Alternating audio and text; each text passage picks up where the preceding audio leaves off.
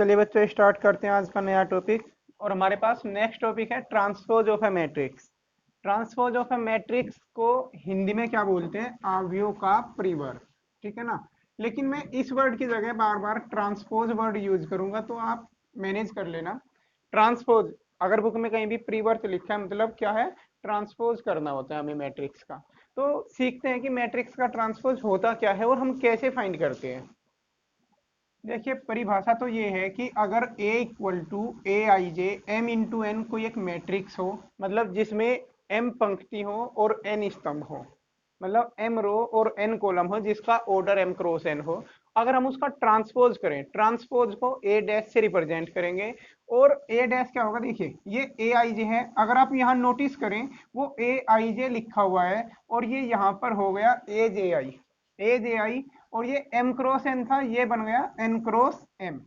तो ये तो डेफिनेशन हुई, आपकी परिभाषा हुई ट्रांसपोज की। ट्रांसपोज का मतलब क्या हुआ कि जो ए आई जे है वो जे आई बन जाएगा और जो ऑर्डर m क्रॉस n था वो n क्रॉस m हो जाएगा।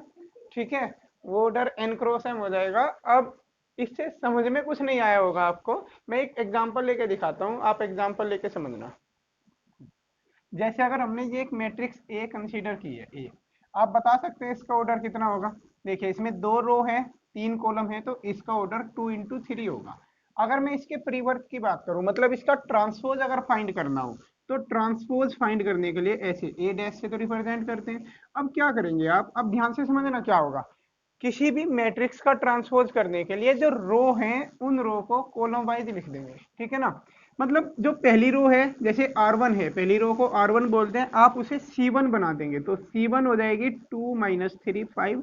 यानी रो और कॉलम का इंटरचेंज है। अगर आप सही तरीके से इसे सोचें तो आप ऐसे मत ध्यान रखना, ये कुछ नहीं होता है। ये जो डेफिनेशन है बुक लैंग्वेज है आपकी, कुछ याद नहीं रहता है इससे। लेकिन एक्चुअल में क्या होगा कि जो ट्रांसपोज है, ट्रांसपोज का एक्चुअल मीनिंग है कि रो और कॉलम का इंटरचेंज कर देना।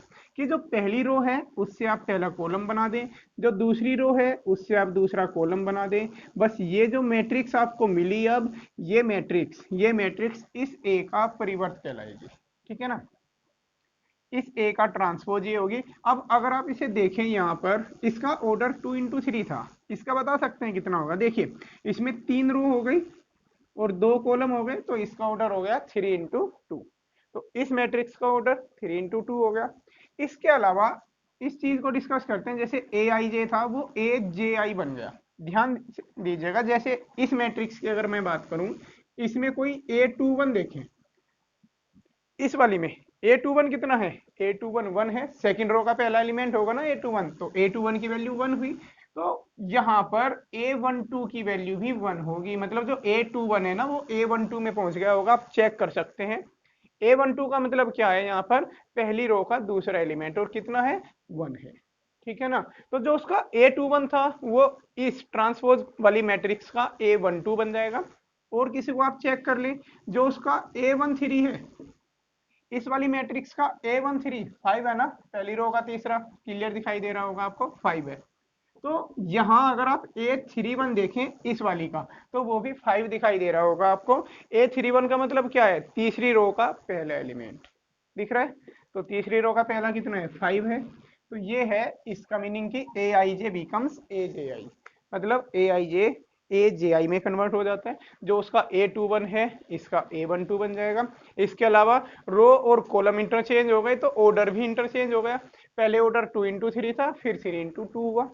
और वैसे बिल्कुल आसान सी बात क्या है कि R1 को C1 से रिप्लेस कर दो, R2 को C2 से और R3 को C3 से, यही चलता है। इसमें रो और कॉलम का इंटरचेंज होता है बस। इसी को बोलते हैं हम ट्रांसपोज ऑफ मैट्रिक्स। अब इसकी कुछ प्रॉपर्टीज हैं। जैसे अगर हम पहली प्रॉपर्टी के बारे में बात करें, पहली प्रॉपर्टी मान लिया ए ट्रांसपोज है, पहले से आपने ट्रांसपोज कर रखा है और उसका हम एक बार और ट्रांसपोज कराएं। मतलब क्या हुआ? पहले रो को हमने कॉलम में चेंज किया, फिर से वापस उन्हें इंटरचेंज करेंगे, 2 बार इंटरचेंज करते ही वापस ओरिजिनल मिल जाएगा आपको। तो ए ट्रांसपोज का भी ट्रांसपोज करेंगे तो वापस ए मिल जाएगा। अगर हम अगली प्रॉपर्टी की हम बात करें, नेक्स्ट ये होती है कि अगर आप a प्लस बी इनका होल ट्रांसपोज करेंगे तो ये अलग अलग ट्रांसपोज के इक्वल आएगा। कोई ज़्यादा इंपॉर्टेंट नहीं है। एक थर्ड आप ये देखिए मल्टीप्लीकेशन वाली, कि अगर ए बी सी डी वगैरह कई सारी मैट्रिक्स हैं और उनकी मल्टीप्लाई का हम ट्रांसपोज करें, तो ट्रांसपोज करने पर जो इनकी जो मल्टीप्लीकेशन का जो सीक्वेंस है वो रिवर्स हो जाती है।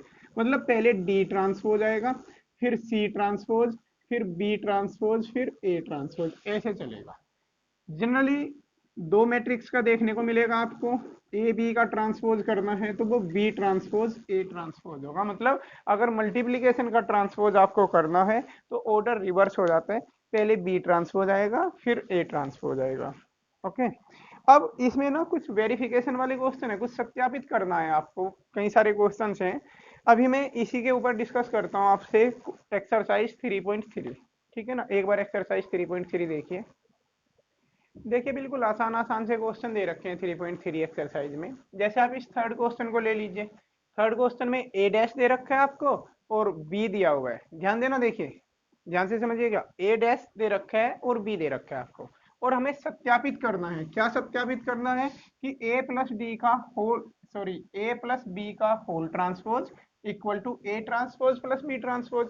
अब आप जानते हैं जो सत्यापित करने वाले क्वेश्चन होते हैं उनमें लेफ्ट हैंड साइड आप अलग लेंगे और राइट हैंड साइड अलग लेंगे, ऐसे ही तो करते हैं। अब जब आप लेफ्ट हैंड साइड लेंगे तो लेफ्ट हैंड साइड के लिए आपको ए की जरूरत पड़ेगी। अब बताइए ए कहाँ से आएगा? देखिए ये तो ए डैश दे रखा है और वो बी है, तो ए कहाँ से आएगा? अभी थोड़ी देर पहले मैंने एक प्रॉपर्टी फर्स्ट बताई थी कि अगर आप ए डैश का वापस डैश कर देंगे, मतलब ए डैश का भी अगर हम वापस ट्रांसपोज कर दें, ट्रांसपोज का भी ट्रांसपोज, तो वो ए हो जाएगी। ठीक है ना। अब ए ट्रांसपोज का, ए ट्रांसपोज ये है, आप इसका फिर से ट्रांसपोज करेंगे तो आपको मिलेगा 3 4 -1 2 0 1, क्योंकि इसकी जो पहली रो है उससे पहला कॉलम बनाया, दूसरी रो से दूसरा कॉलम, तीसरी रो से तीसरा कॉलम, ये आपको ए मैट्रिक्स मिल गई। बी पहले से ही दे रखी है। अब हम लेफ्ट हैंड साइड ले लेते हैं। लेफ्ट हैंड साइड है ए प्लस बी और इस पूरे का ट्रांसपोज। तो हमें क्या करना है? पहले ए और बी इन दोनों मैट्रिसेस को ऐड कर देना है। आप पहले इन दोनों को ऐड करके लिख देंगे। ऐड करने का वही पुराना तरीका, 3 -1, आप इन्हें ऐड कर दीजिए।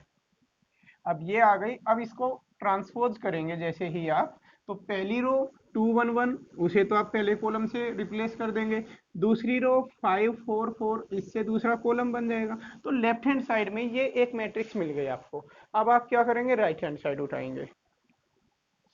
तो अगर मैं RHS की बात करूं, RHS है ए डैश प्लस बी डैश। तो ए डैश आपको पहले से ही गिवन है, 3 -1 0 4 2 1, ये तो ए डैश है। बी डैश भी आप लिख लीजिए यहाँ पर, इसका ट्रांसपोज कर देंगे, -1 2 1 और 1 2 3। अब आपको इन दोनों मैट्रिक्स को ऐड करके लिख देना है। तो ऐड करने के बाद ये जो मैट्रिक्स आई और जो LHS की मैट्रिक्स है, आप देख सकते हैं दोनों इक्वल हैं, तो LHS इक्वल टू RHS, तो सत्यापित हो गया। ठीक है ना, कर लेंगे इस तरीके के। और अगर मैं आपको ऑनेस्टली बोलूं तो पहले जो 6 क्वेश्चन हैं वो बिल्कुल सेम यही हैं, सत्यापित करिए सत्यापित कीजिए। इन पहले 6 क्वेश्चन को आप करा लेंगे। इसके बाद दो अलग टाइप की आ जाती है मैट्रिक्स, एक सममित अवयव और एक विषम सममित। ठीक है ना, इनके ऊपर है, उनके लिए मैं नेक्स्ट वीडियो बनाऊंगा। अभी आप इतने तक करिए।